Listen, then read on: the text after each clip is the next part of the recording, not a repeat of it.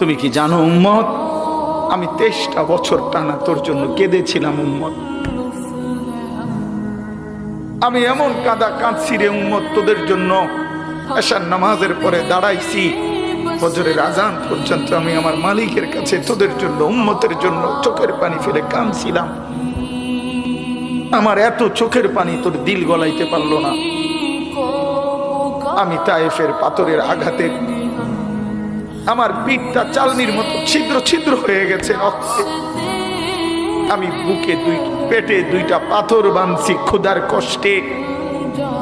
আমি উহুদের দান শহীদ করা রক্তে উহুদের ময়দানে পড়েছিলাম বেহুশ হয়ে। আমার ঘরের চুলায় 3 মাস রান্নার জন্য কোনোদিন চুলায় আগুন জ্বলে নাই। আমার এত চোখের পানি, এত রক্ত, এত ক্ষুধার কষ্ট, কিছুই তোর মন গলাইতে পারলো না, তোরে সেজদা দিতে পারলো না।